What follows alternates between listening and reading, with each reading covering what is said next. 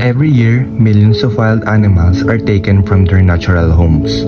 They are hunted, captured, and sold, all for profit. This illegal practice is called animal trafficking, and it is one of the largest black markets in the world, next to drugs and weapons. Here in the Philippines, animal trafficking is a serious threat. Our country is home to unique species like the Philippine eagle, tarsier, sea turtle, and pangolin. But many of them are now endangered because of illegal trade and habitat loss. This doesn't only harm animals, it also affects humans and nature. Losing species destroys the balance of our ecosystem. It can even spread diseases from animals to humans, a danger we've seen in recent years. That's why the Philippine government created Republic Act No. 9147, the Wildlife Resources Conservation and Protection Act. This law aims to protect and conserve wildlife and punishes those who capture, harm, or trade animals without permits. But laws are not enough. Awareness and community participation are just as important. If people stop buying trafficked animals, the illegal trade will lose its power. That's why our group went out to learn what people know and think about animal protection. We interviewed individuals to hear their opinions and insights about how we can all take part in stopping animal trafficking. So come with us as we find out what they had to say. We're currently here at the University of Perpetuana, and after learning about the dangers and effects of animal trafficking, our group wanted to understand what's being done to stop it, especially here in our own community. That's right, guys. We've seen how animal trafficking affects both wildlife and people. But laws and advocacy won't work if both government and the public won't work together. That's why today, we'll be talking to people to hear about their opinions and awareness about animal welfare and how we can help stop animal trafficking. We'll ask about their programs, challenges, and what citizens like us can do to help protect animals from illegal trading. This is not just about rescuing animals, it's about saving our environment, preserving our biodiversity, and creating awareness that every creature deserves to live freely. Come with us as we take our advocacy beyond the classroom and to the real world.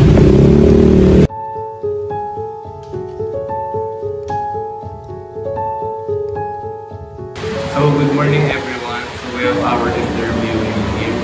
So, may tanong lang po ako. So, why is it important po na protektahan po natin yung mga animals? Thank you for the question. Alam mo, why is it important to protect? I always believe that animals are also creation of God. Kagaya natin, bilang tao, napahalagahan. So, naniniwala ako bilang isang creation ng Lord, yung mga animals dapat pahalagahan din.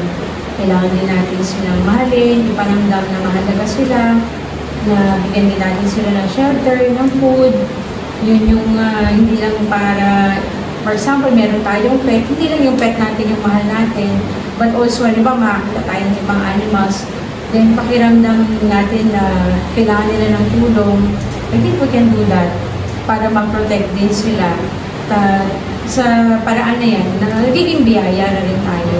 Makakapagpasalamat din tayo sa Lord na binigyan tayo ng tiwala na mahalin din yung ibang creation, hindi lang yung mga tao. Yeah. Thank you. Thank you po. Name po? Americo Sisteves po. So, do you think animals should have rights too? Pero para sa akin po kasi, yung animals, depende po yun eh. Kasi karamihan po sa atin, alam kong nakakain tayo ng mga hayop, kagaya ng baboy, chicken, cow. Pero meron po tayong mga alaga katulad ng pusa, aso, minsan nga ibon eh. Pero ang animal kasi, parang para sa akin, hindi na nila kailangan ng rights.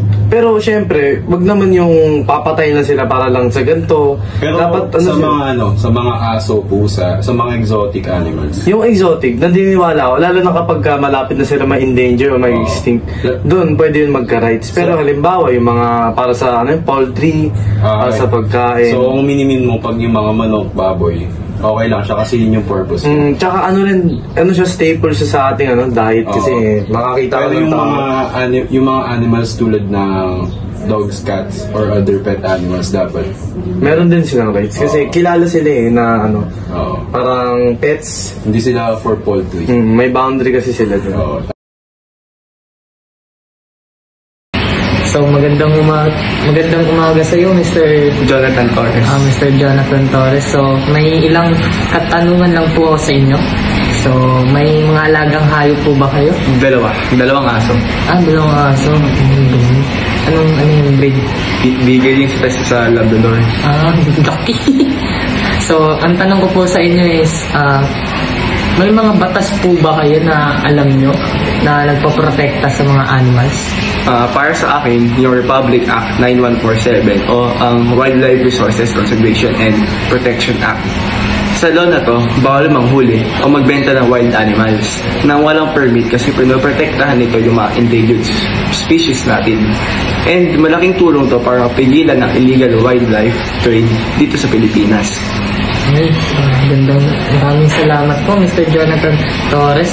Yun po yung sagot niyo.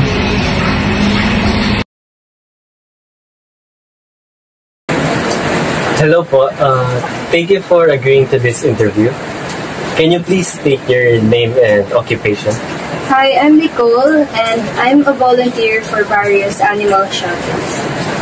So my question is, why do you think there are some people that still hurt animals, even though there are laws regarding it?